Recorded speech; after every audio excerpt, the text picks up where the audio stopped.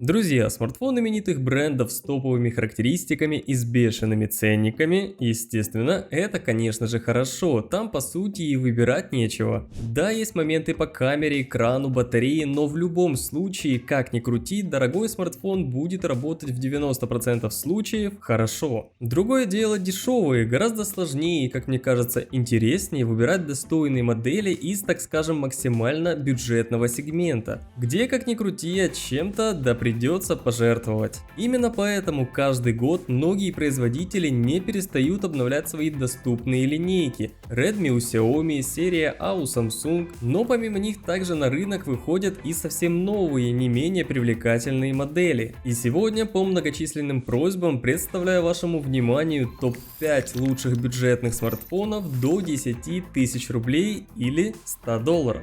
Начинаем.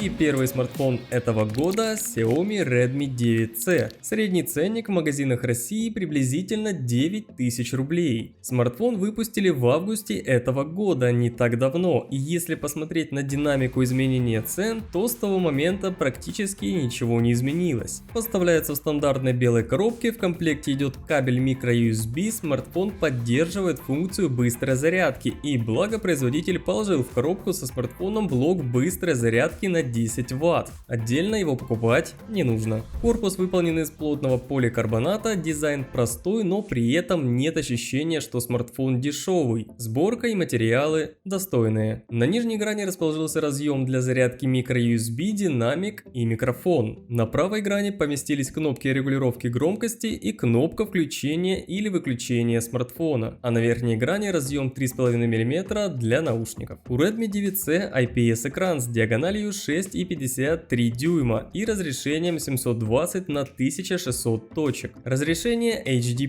то есть детализации хватает, но яркости, честно говоря, маловато. На ярком солнце пользоваться будет сложновато. В верхней части экрана расположилась фронтальная камера на 5 мегапикселей с диафрагмой 2.2. Соответственно, можно проводить разблокировку аппарата по лицу. На обратной стороне смартфона нас встречает сканер отпечатков пальцев и камера, состоящая из трех модулей. Первый основной 13 мегапикселей с диафрагмой 2.2. Максимальное разрешение видеосъемки Full HD при 30 кадрах в секунду. Аппарат работает на базе процессора MediaTek Helio G35. Получил две модификации памяти, 2 или 3 гигабайта оперативной и 32 либо 64 гигабайта встроенной флеш-памяти. Достойный объем аккумуляторной батареи целых 5000 мАч, чистая операционная система MIUI на базе Android 10 и поддержка NFC. И все это всего за 9000 рублей. По-моему, неплохо.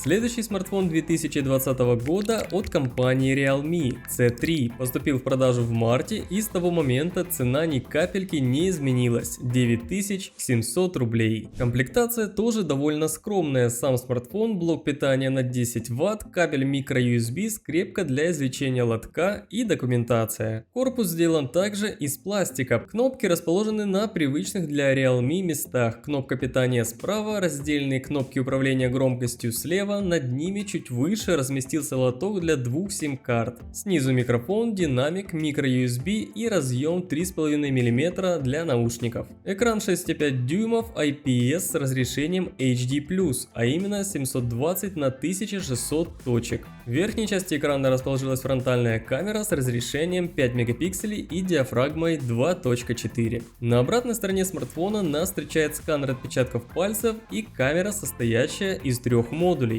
Основной на 12 мегапикселей с диафрагмой 1.8 и фазовым автофокусом. Второй макрообъектив на 2 мегапикселя с расстоянием фокусировки 4 см и датчик глубины резкости с таким же разрешением 2 мегапикселя и диафрагмой 2.4 для размытия заднего фона. Максимальное разрешение записи видео Full HD при 30 кадрах в секунду. Realme C3 работает на базе нового 8-ядерного процессора от MediaTek Helio G7 1070 и двух вариаций модификаций: 3 ГБ оперативной и 32 ГБ встроенной флеш-памяти без NFC и с такими же типами памяти, но с NFC есть только в старшей версии. Объем аккумуляторной батареи тоже достаточно внушительный, аж целых 5000 мАч. Быстрой зарядки, к сожалению, нет, полностью зарядить смартфон посредством комплектной зарядки получится за 2 часа 10 минут. Но зато смартфон поддерживает обратную зарядку по OTG проводу, что позволяет использовать его как Powerbank для подзарядки других ваших устройств. Тоже очень приятно. Оболочка Realme UI версии 1.0, работающая на базе Android 10 и поддержка NFC. Модель очень симпатичная, интересная и также достойна внимания. Третий смартфон от Samsung Galaxy A11 2020 года. Модель на рынок вышла в июне и средняя стоимость по России 9600 рублей. Но не мог я обойти стороной данную модель, она пользуется большим спросом, особенно у тех, кто слепо верит в то, что при одинаковой цене и чуть меньшей производительности все равно стоит взять именно Samsung. Давайте же на него посмотрим. Дизайн схож со всеми здесь представленными моделями, корпус выполнен из пластика и глянцевый. Компоновка элементов классическая для Samsung. На верхнем торце разъем 3,5 мм, на нижнем динамик и уже новый разъем Type-C. На правой боковой стороне клавиша включения или выключения, также клавиша регулировки громкости. На левом торце слот для сим-карт, а также карты памяти. Он не комбинированный, как в первых двух моделях. PLS TFT экран с диагональю 6,4 дюйма и разрешением HD+, 720 на 1560 точек. Сам экран достаточно яркий, приятная цветопередача, не AMOLED, конечно, нет поддержки Always On Display, но на солнце экран остается читаемым, поэтому яркости для того, чтобы прочитать сообщение или позвонить, вполне хватит. В левом верхнем углу расположилась фронтальная камера с разрешением 8 мегапикселей и диафрагмой 2.0. На задней крышке смартфона расположился сканер отпечатков пальцев и камера, состоящая из 3 модулей. Основной модуль 13 мегапикселей с диафрагмой 1.8, второй ультраширокоугольный 5 мегапикселей с диафрагмой 2.2 и датчик глубины на 2 мегапикселя с диафрагмой 2.4 для размытия заднего фона. Максимальное разрешение записи видео Full HD при 30 кадрах в секунду. Samsung A11 работает на базе 8-ядерного процессора Qualcomm Snapdragon 450, 2 ГБ оперативной и 32 ГБ встроенной флеш-памяти. Если нужно, можно расширить картой памяти microSD емкостью до 512 ГБ. Емкость аккумулятора не сильно большая, всего 4000 мАч, но зато есть быстрая зарядка и в комплекте адаптер питания на 15 Вт, что не может не радовать. До 50% зарядка длится около часа. Работает на базе Android 10 в оболочке One UI 2.0 и есть NFC. Поэтому если вы очень хотите новый актуальный Samsung с большим экраном 2020 года, но в кармане имеется всего 10К, тогда Samsung A11 это именно то, что вам нужно. Следующий смартфон от Huawei P40 Lite E. Вышел в марте этого же года и на тот момент стоил значительно дороже, чем сейчас, практически 13 тысяч рублей. Но на данный момент цены снизились и есть варианты его урвать за 10 500. Много ли потеряла компания Huawei с уходом Google сервисов?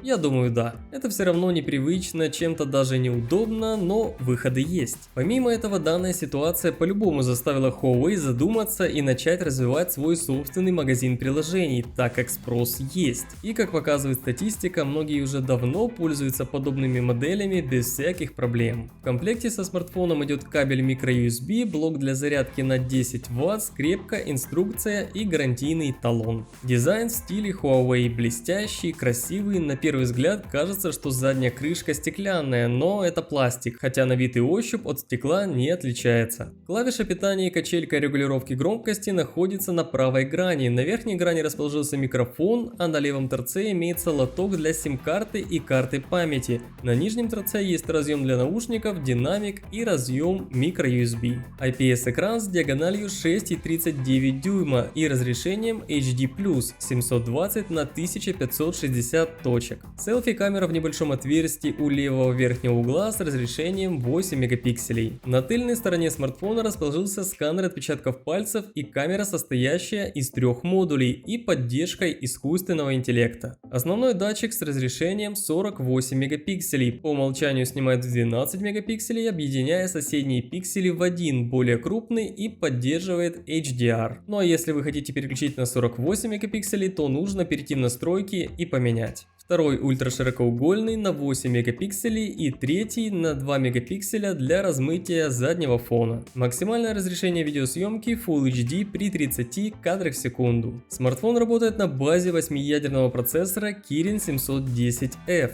4 ГБ оперативной и 64 ГБ встроенной флеш-памяти. Если что, память можно также расширить с помощью дополнительной карты памяти. Объем аккумуляторной батареи такой же, как и у прошлого Samsung, а именно 4000 мАч, но его хватает на целый день полноценной работы. Быстрая зарядка не поддерживается, в комплекте есть 10-ваттный блок, но на заряд потребуется времени чуть больше. Смартфон работает на Android 9 с фирменной оболочкой EMUI 9 и, к сожалению, кому важен модуль NFC, он здесь отсутствует. Но в остальном модель достаточно сильная, симпатичная и, самое главное, работает очень шустро. Так что подумайте. И завершающий уже второй смартфон от Xiaomi на сегодня – Redmi 9 2020 года. Цены заметно снизились и уже сейчас его можно урвать за 10 тысяч рублей. Ну ладно, в очень жадных магазинах и за 11. В комплекте сам смартфон, кабель USB Type-C, блок питания на 10 Вт, при том, что смартфон поддерживает быструю зарядку мощностью до 16 Вт, но только при условии, что вы будете использовать сторонний блок питания с поддержкой Pump Express 3.0.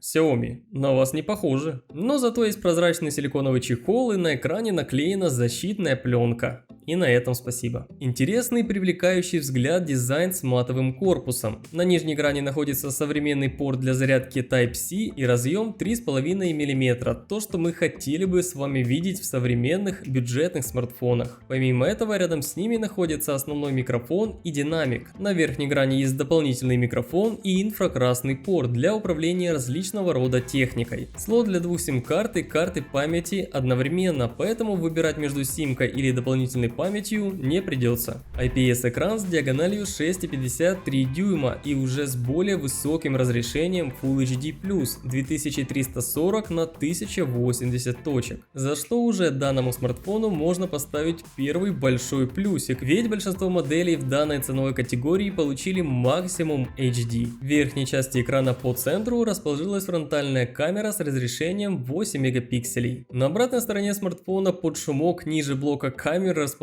сканер отпечатков пальцев. Многим кажется это непрактично, неудобно, камера будет вечно заляпана, а я скажу, что очень грамотное и красивое решение. Во-первых, это дело привычки, а во-вторых, перед фотографией камеру можно и протереть кофтой. Это такое дело. Сразу 4 фотосенсора. Основной модуль на 13 мегапикселей с диафрагмой 2.2, второй широкоугольный на 8 мегапикселей с диафрагмой 2.2 и углом обзора 118 градусов. Третий макрообъектив на 5 мегапикселей с диафрагмой 2.4 и фокусным расстоянием 4 см. И последний сенсор глубины на 2 мегапикселя для размытия заднего фона. Максимальное разрешение видеосъемки Full HD при 30 кадрах в секунду. По железу 8-ядерный процессор MediaTek G80 с графикой Mali G52. Доступны две модификации: 3 или 4 ГБ оперативной и 32 или 64 ГБ встроенной флеш-памяти. Аккумулятор тоже достаточно большой емкостью, целых 5020 мАч,